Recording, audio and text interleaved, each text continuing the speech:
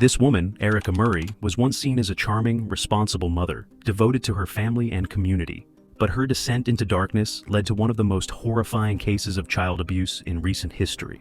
On a quiet afternoon in Blackstone, Massachusetts, her carefully crafted image began to crumble. Betsy Brown's 10-year-old son, innocently playing at Erika's house, made a discovery that would shatter the peace of their neighborhood. Receiving a frantic call from her son, reporting about a crying baby he couldn't calm. Alarmed and unsure, Betsy rushed to Erika's home, only to find a scene straight out of a nightmare. A house engulfed in filth, garbage piled high, bugs crawling everywhere, and human waste smeared across the walls. Inside, Betsy found 2 young girls, a toddler and a 5-month-old, crying and covered in filth. Dirty diapers, lots of dirty diapers. Baby bottles with maggots in them. Right. It was bad. It was really dark, very hot. A lot of wax built up in her ears so that we couldn't see her eardrums. She had a hard time keeping her body upright. She had to be supported. This horrifying discovery was just the tip of the iceberg, revealing the dark secrets Erika had meticulously hidden behind the facade of a seemingly normal family life.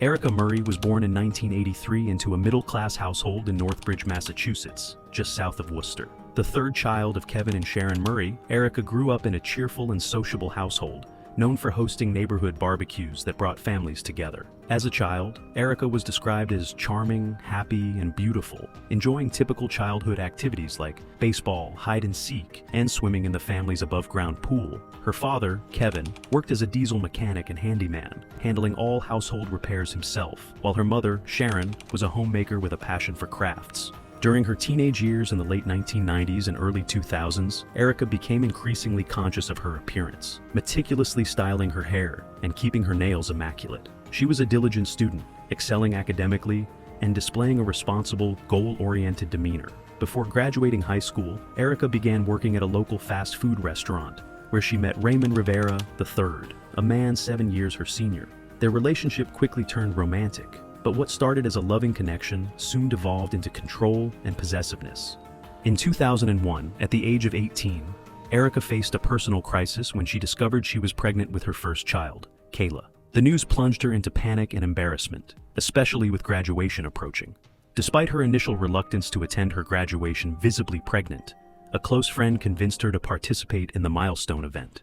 Shortly after graduating on July 17, 2001, Erika gave birth to Kayla. The young family, Erika, Raymond, and baby Kayla, moved in with Erika's parents. By 2003, Erika was pregnant again, and the growing family outgrew her parents' home. Between 2003 and 2004, they relocated to Raymond's sister Christina's cramped 3-bedroom house in Blackstone, Massachusetts, where Erika gave birth to her second child, Nicola. On the surface, the Murray family appeared idyllic. Erika frequently shared joyous moments on social media, showcasing birthday celebrations and home-cooked meals. The children attended school and seemed well-adjusted, presenting the image of a happy, normal family. However, beneath this facade, the household descended into chaos. The home became cluttered and unsanitary, yet no one in the community seemed to notice. Friends and family began to observe significant changes in Erika. She wore baggy clothes, looked disheveled, and rarely left the house. Her isolation deepened as she became pregnant multiple times, each pregnancy meticulously hidden from Raymond, her family, and friends. Erika gave birth to 5 more children in secret, 2 of whom were girls born 3 years apart. Kept hidden in upstairs bedrooms while Erika maintained her image of just babysitting. Erika's online persona remained that of a happy mother, but the reality was far more sinister. Her social media profiles were filled with pictures of home-cooked meals and her 2 older children, Kayla and Nick, while there were no traces of her youngest daughters. Erika's craftsmanship extended to selling handmade decorations and candle holders at local shops, presenting an image of a creative and industrious mother. She even worked briefly at a local supermarket before Raymond pressured her to quit, further isolating her from social support systems. Despite maintaining appearances, Erika's mental health began to deteriorate. Neighbors noticed the foul odor emanating from her home, which she dismissed as the result of their bloodhounds. Her children, particularly the younger ones, were kept hidden, living in squalor with no access to proper hygiene, food, or medical care. Friends and acquaintances remained oblivious to the true conditions inside the Murray household, as Erika skillfully concealed her pregnancies and the presence of her youngest children. The turning point came when Erika's 10-year-old son played with Betsy Brown's son at their home. Betsy answered the distressed call from her son, leading her to the horrifying discovery of two young girls living in appalling conditions. This event exposed the hidden abuse and neglect that had been meticulously concealed behind the facade of a normal family life. If you're finding this story captivating, make sure to hit that like button and subscribe to our channel for more gripping true crime content. Your support means a lot. Thank you. The afternoon of August 27, 2014, marked the beginning of the end for the Murray family's dark secrets. Betsy Brown's son, after spending time at Erika's house, called her mother in distress, reporting a crying baby he couldn't calm. Alarmed, Betsy rushed to Erika's home, only to find a scene of unimaginable horror. The house was engulfed in filth and decay, with garbage piled high, rats and insects crawling everywhere, and human waste smeared across the walls. The windows were covered with blankets and sheets, plunging the home into darkness. Following her son's cries, Betsy discovered two young girls in separate bedrooms, one a 3-year-old and the other a 5-month-old, lying on filthy mattresses, crying and rocking themselves violently. Their frail bodies were covered in filth and maggots, evidence of prolonged neglect and abuse. The discovery was horrifying, but it was only the beginning. Upon further inspection, police uncovered the remains of 3 infants hidden in closets, one wrapped in adult sweatpants with the umbilical cord and placenta still attached, indicating that the baby had been left to die shortly after birth. The forensic findings revealed that one of the infants might have been born alive, though the advanced state of decomposition made it difficult to confirm definitively. These discoveries painted a grim picture of years of extreme neglect and abandonment. DNA analysis confirmed that all 7 children were Erika and Raymond's, leading to their immediate arrest. Raymond Rivera III, visibly distraught, claimed ignorance of the hidden children, a claim that authorities found hard to believe given the evidence of his presence and control within the household.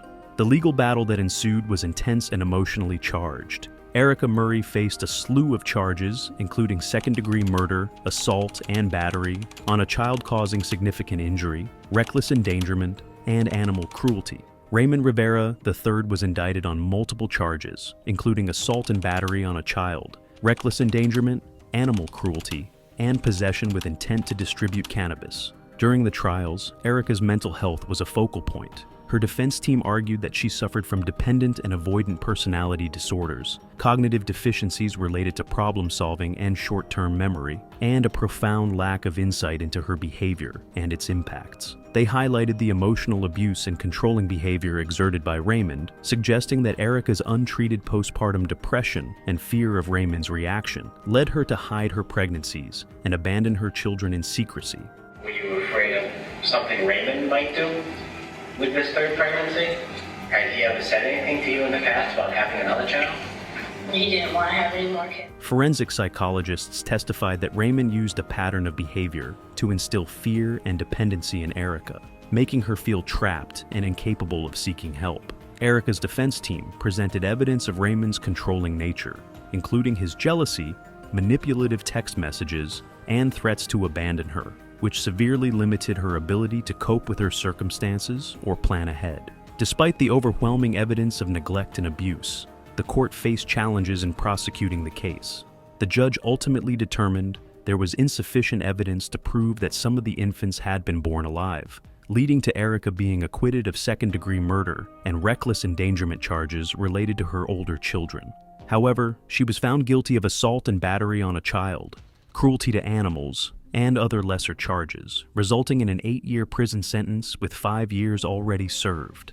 Ramon Rivera III, after reaching a plea agreement, was sentenced to 4.5 years in prison for assault and battery on a child, along with additional sentences for reckless endangerment, animal cruelty, and possession of cannabis. His sentences were relatively lenient, sparking debate within the true crime community about the adequacy of the legal response to such a severe case of child abuse. If you're still with us, make sure to like and subscribe to keep up with more shocking true crime stories. Your support helps us bring these stories to light. Don't miss out on what's next. The aftermath of the Murray case left deep scars on the Blackstone community. Erika's 2 oldest children, Kayla and Nick, were placed under the guardianship of their paternal grandparents, finding solace in a large, beautiful home far removed from the horrors they had endured. Meanwhile, The two youngest girls, referred to by pseudonyms Lisa and Gina, remained in foster care, slowly recovering from their traumatic experiences. The Murray home, now a symbol of unimaginable neglect, was condemned and torn down, costing the family's sister, Christina Rivera, $25,000 for cleanup and demolition. The property, overrun with flies, rats, feces, and used diapers, was eradicated to prevent any further discoveries, leaving the neighborhood with only a vacant lot as a reminder of the tragic events that unfolded within its walls. Community members struggled to comprehend how such extreme neglect could have persisted unnoticed for so long. Vigils were held in memory of the victims, with neighbors and friends leaving stuffed animals, balloons, and flowers as tributes to the children.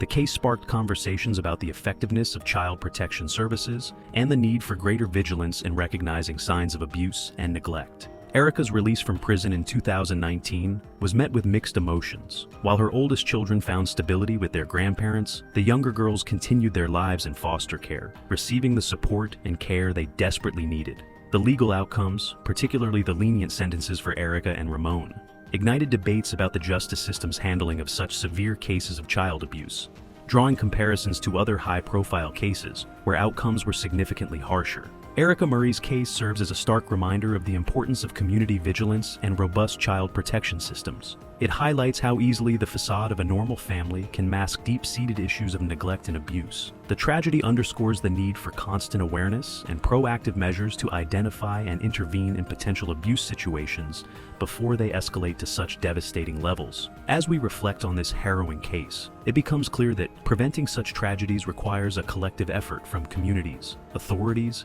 and support systems, strengthening the processes for reporting and investigating signs of neglect, providing better mental health support, and ensuring that those in abusive relationships have access to resources and escape routes are critical steps in safeguarding vulnerable children.